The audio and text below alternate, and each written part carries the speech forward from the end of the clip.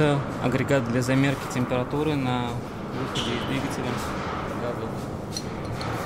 Собираю его, подготавливаю к сварке.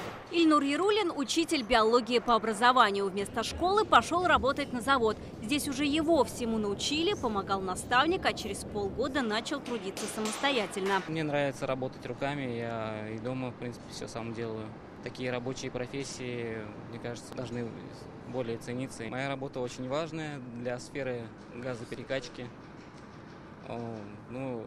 Эта сфера понимает экономическое состояние нашей страны. На завод Ильнур пришел по совету отца. Абрал Ярулин сам работает на КМПО уже 53 года. Тоже слесарем. Теперь отец с сыном в одном цехе. Рабочие профессии востребованы, конечно. Во-первых, ответственная работа. И во-вторых, в стране нужны двигатели по перекачке газа. На КМПО производят газотурбинные двигатели и газоперекачивающие агрегаты. Их используют на крупнейших газопроводах страны. Сила Сибири, Южный поток, Ямал-Европа. В газотранспортной системе России и ближнего зарубежья используются более 1500 двигателей и более 200 агрегатов производства КМПО. Все из отечественных компонентов. Наши газотурбинные двигатели достаточно сложное изделие. Порядка 6000 деталей в его составе находятся.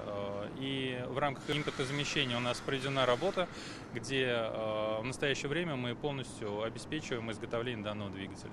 Полный цикл изготовления, то есть начиная изготовление от заготовки и до испытательной станции, то есть все находится у нас на нашем предприятии. Двигатели КМПО используются и в энергоустановке, тоже производство предприятия. В 2021 году на территории КМПО ввели в эксплуатацию газотурбинную энергетическую установку.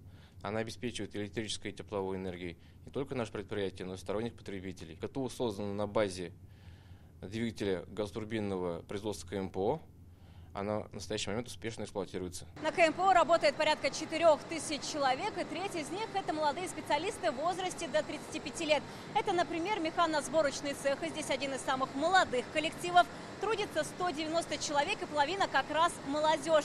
20 новых специалистов пришли сюда работать буквально полгода назад. Илья Захаров начинал свою карьеру на заводе техником-технологом. В свои 30 уже начальник механического цеха. Здесь идет обработка лопаток, основной детали двигателя. На КМПО пришел еще студентом колледжа. Рабочие профессии на данный момент востребованы, так как промышленность развивается высокой скоростью. На своем примере я могу сказать, что придя на завод студентом и неквалифицированным специалистом, можно подняться до руководящей должности. Александр Таргаев как раз пришел на КМПО сразу после авиационно-технического колледжа в 2021 году. Через год ушел в армию, после службы вернулся на завод. Вернулся после армии из-за того, что тут все меня ждали, позвали обратно на завод.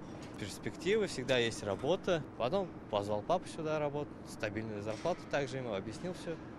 Все рассказал, он согласился, пришел сюда. Завод создает условия для развития сотрудников. Периодически обновляем парк оборудования, создаются новые, более комфортные рабочие места. Ежеквартально индексируется заработная плата. На предприятии действует социальный пакет, который включает в себя ДМС, полис для каждого сотрудника. Каждый работник имеет возможность улучшить свои жилищные условия посредством социальной ипотеки, получить за аренду жилья компенсацию до 13 тысяч рублей. При КМПО есть учебно-производственный центр, где сотрудники повышают квалификацию или получают вторую смежную профессию. Сегодня заводу нужны токари, операторы ЧПУ, шлифовщики, технологи. КМПО активно растет кадры. Больше 10 лет здесь работает кружок технического творчества, где детей знакомят с рабочими профессиями. Вероника Гайнудинова, Ранзиль Гарипов, ТНВ, Казань.